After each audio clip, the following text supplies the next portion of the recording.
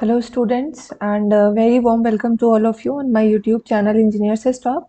और अभी हम लोग सी प्रोग्रामिंग लेक्चर्स में स्पेशली कुछ बहुत इंपॉर्टेंट प्रोग्राम्स देख रहे हैं जो बार बार रिपीटेडली एग्जाम्स वगैरह में पूछे जाते हैं। ठीक है, तो इस सीरीज़ में हमने देख लिया कि प्राइम नंबर्स को कैसे चेक करते हैं। ठीक है, और क्योंकि मैंने इसको डिस्कस कर लिया है तो अगर आपको एक क्वेश्चन ये बने कि अगर कोई प्राइम नंबर दिया जाता है तो आप मतलब नहीं, आपको 1 से 100 के बीच के सारे प्राइम नंबर्स को प्रिंट करना है, तो ये क्वेश्चन आप कर लेंगे। अगर कर लेंगे तो आप बहुत अच्छी बात है, अदरवाइज आप कमेंट करके बताइएगा, मैं आपको उसको कराऊंगी। ठीक है, दूसरा हम लोगों ने बात की प्राइम नंबर्स की बात कर ली है।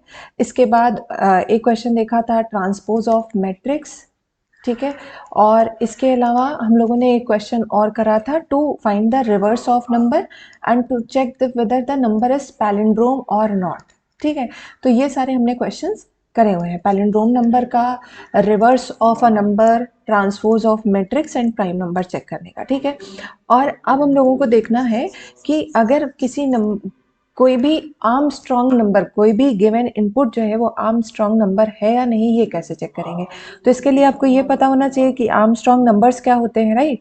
तो आर्मस्ट्रॉन्ग नंबर क्या होते हैं, पहले ये समझो। हमने यहाँ पे लिखा है C program to check Armstrong number of 3 digit. Basically आप जो क्वेश्चन करते हैं वो यही होता है, पर ऐसा नहीं है कि आर्मस्ट्रॉन्ग नंबर सिर्फ 3 डिजिट्स के होते हैं। पहले इसका मतलब समझिए, जैसे आपको एक नंबर दिया है 1 2 3 4, ये कितने डिजिट का है।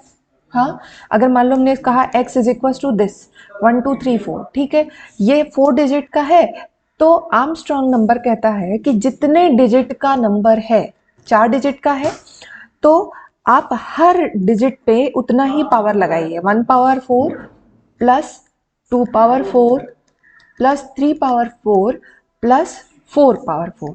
ठीक है, अब अगर आप इन सबको सम अप करें तो और फिर से 1 2 3 4 यही आपको रिजल्ट मिल जाता है, तो आप इसे क्या कहेंगे कि ये एक आर्मस्ट्रॉन्ग नंबर है। मेरे ख्याल से आप समझ गए होंगे कि कोई अगर एन डिजिट का नंबर है, अगर कोई नंबर एन डिजिट का है तो हर एक डिजिट पे आप पावर लगाएंगे एन। ठीक है, हर एक डिजिट पे एन पावर लगा के सबको सम करेंगे and that should be equal to the number. ठीक है, तब हम उसे क्या कहते हैं, आर्मस्ट्रॉन्ग नंबर। ठीक, लेकिन आपको और हमें जब ये क्वेश्चन दिया जाता है एग्जाम में, जब आपको करना रहता है, तो बेसिकली हम 3 डिजिट नंबर से ही डील करते हैं और हम यही कहते हैं भाई अब 3 डिजिट है तो इसका क्या मतलब है।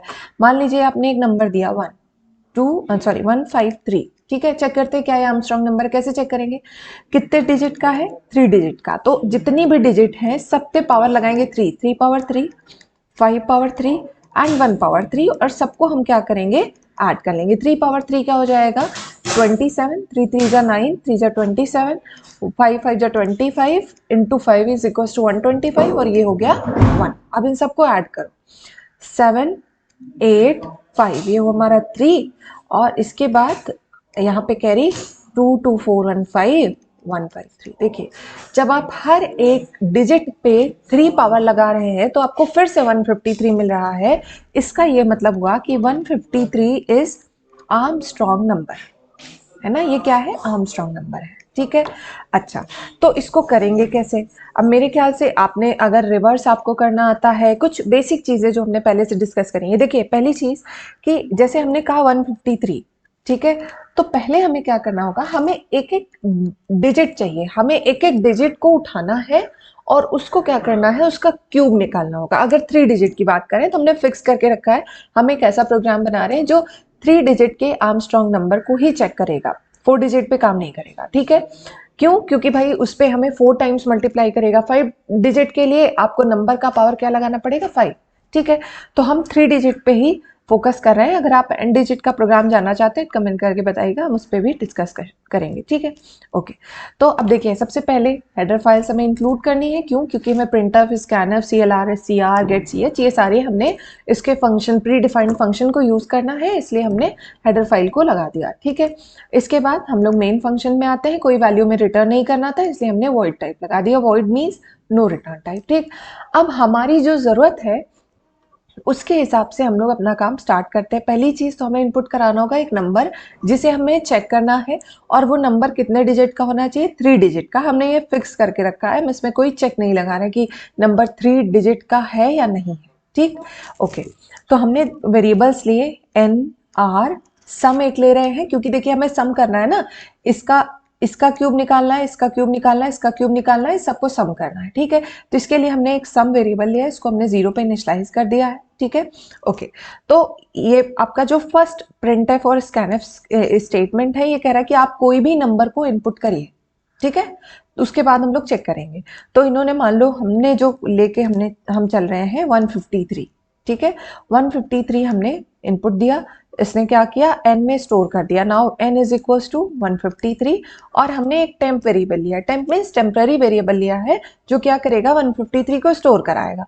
तो हमने क्या करा, temp is equal to n, ये क्या है, असाइनमेंट ऑपरेटर, कंपैरिजन नहीं, double equal comparison equal assignment. ठीक है, n की वैल्यू 153, तो इसने 153 यहाँ पे स्टोर करा दिया। यहाँ तक हो गया। अब वाइल, जब तक n जो है 0 से बड़ा है तब तक हमें इस लूप को बार बार रिपीट करते रहना है। ठीक है, अच्छा, क्या n 0 से बड़ा है, n की वैल्यू क्या है, 153, n इज इक्वल टू 153, ये हमारा क्या है, 0 से बड़ा है। Yes, this is true. True है तो इसका मतलब हम लूप में एंटर करेंगे।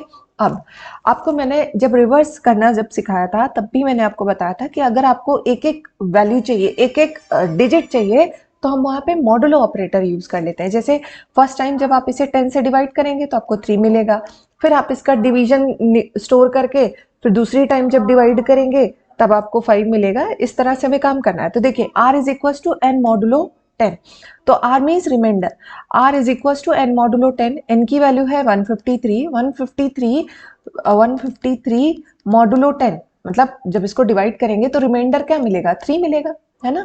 तो इसका मतलब r की वैल्यू क्या हो गई, 3 हो गई। ठीक है, अब यहाँ पे क्या हो रहा है, sum is equal to, sum की वैल्यू क्या है, 0 इनिशियली, और क्या करें, plus r into r into r 3 times, क्यों, 3 डिजिट का नंबर है। तो हमें r की वैल्यू क्या मिली, 3, और इसको कितनी टाइम मल्टीप्लाई करेंगे, 3 टाइम्स, तो ये हमारा आ जाएगा 27। सम की वैल्यू क्या हो जाएगी, 27। यहाँ तक मेरे ख्याल से क्लियर होगा। तो सम इज इक्वल टू 27, मतलब सम की वैल्यू अभी 27 हो गई। n is equal to n by 10, मतलब या अभी हमने जब मॉडुलो ऑपरेटर यूज किया तो रिमाइंडर लिया, जब हम डिवीजन यूज कर रहे हैं इसका मतलब हमें क्वोशंट चाहिए, तो क्वोशंट हमारा क्या है, 1 एंड 5, 15। ठीक है, अब n की वैल्यू क्या हो गई, 15, n इज इक्वल टू 15। ठीक है, अब फिर से हम लूप पे आएंगे। कब तक हमें लूप को चलाना है, जब तक n की वैल्यू ग्रेटर देन 0 है। n is 15 means 15 greater than 0, this is true. Yes, सही है ये। इसका मतलब हम फिर यहाँ पे आएंगे, हमें रिमाइंडर क्या मिलेगा, अब रिमाइंडर मिलेगा 5, और अब हमें सम की वैल्यू ऑलरेडी क्या है, 27, तो ये क्या बनेगा, 27 प्लस 5 इंटू 5 इंटू 5। ठीक है, ये क्या हो जाएगा, 125 प्लस 27, और ये हमारा बन जाएगा 152। ठीक है, अब n की वैल्यू क्या हो गई, n is equal to n by 10। अब यहाँ पे क्या बचा, 1, भाई 1 ही तो बचेगा, जब आप इसको डिवाइड करेंगे तो आपका जो क्वोशंट आएगा, डिवाइड बाई 10 करेंगे तो क्वोशंट तो 1 ही आएगा, रिमाइंडर 5 था। ठीक है, अच्छा भाई, अब 1 आ गया, फिर से हम आते हैं, चेक करते हैं, कंडीशन पे आते हैं। ठीक है, अब जो प्रीवियस वैल्यूज थी हम उसे दिमाग में रखेंगे। n is equal to, n की वैल्यू हमें क्या मिली है, 1, 1 is greater than 0, this is true. Yes, okay. तो r is equal to n modulo 10, 10 से जब डिवाइड करेंगे 1 तो रिमाइंडर फिर से 1 आएगा। सम की वैल्यू हमें ऑलरेडी 152 मिल चुकी है, और प्लस 1 को कितनी बार भी मल्टीप्लाई करो 1 ही मिलेगा, तो इस सम इज इक्वल टू 153 हमें मिल गया। ठीक है, अभी ये जरूरी नहीं है कि हर बार 153 मिले, डिपेंड करता है कि नंबर आर्मस्ट्रांग है या नहीं है। अब n is equal to n by 10, अब हम जब n बाई 10 करेंगे तो 1 बाई 10 जब इसको डिवाइड करोगे तो आप क्वोशंट क्या दोगे, 0 दोगे।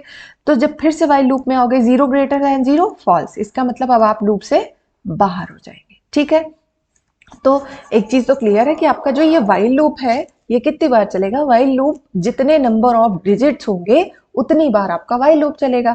अब जैसे 4 डिजिट का होता है तो चेंज क्या करते हैं, 4 डिजिट में ये जो r है हम इसको ऐसे करते हैं, r into r into r into r, ये 4 बार करते हैं। ठीक है।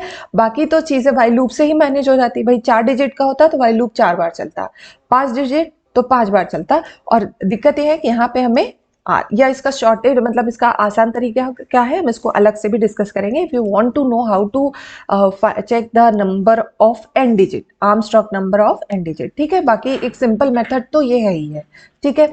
अच्छा, अब हमें ये वैल्यू मिल चुकी है, सम की वैल्यू मिल चुकी है। जब हमारा लूप पूरा हुआ तो सम मिला हमें 153 और हमारा जो इनपुट हमने दिया था 153 था। तो हम क्या चेक कर रहे हैं, if temp is double equal to, ये क्या है, कंपैरिजन है, ठीक है।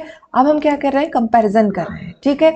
अगर हमारा टेम्प की वैल्यू क्या थी 153, क्या जो टेम्प की वैल्यू है वो सम के बराबर है, यस बोथ आर इक्वल।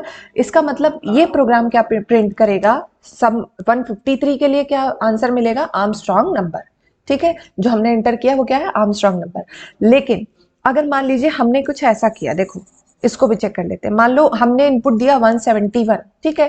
तो इसका हम जब क्यूब निकालेंगे तो 1 क्यूब प्लस 7 क्यूब प्लस 1, ठीक है, क्यूब, ठीक है। तो हमें क्या मिलेगा, 7 7 जा 49 इंटू 7, मेरे ख्याल से 343 होता है क्या, चेक कर लेते हैं। 9 से 3 6 29 30 31 32 33 30 343, यस 343 यही तो था, ठीक है। तो 343 हमारा रहा। तो अब 343 +1 क्या ये आर्मस्ट्रॉन्ग नंबर है, बिल्कुल नहीं है। ये तो हमारा 171 था, जब हमने क्यूब वगैरह निकाला तो ये तो बड़ी डिजिट बन गई, means 177 is not an Armstrong number, ठीक है। तो अब ये इस केस में 177 होता तो ये कंडीशन हमारी फॉल्स होती और हम कहाँ जाते हैं, नॉट आर्मस्ट्रॉन्ग नंबर, ठीक है। लेकिन यहाँ पे जो हमने लिया था 153, ये क्या है, एक आर्मस्ट्रॉन्ग नंबर है, तो इसलिए टेम्प इज इक्वल टू सम, ये हमारा ट्रू हो जाएगा। और अगर ट्रू है तो इस केस में क्या प्रिंट होगा, इट इज आर्मस्ट्रॉन्ग नंबर, ठीक है।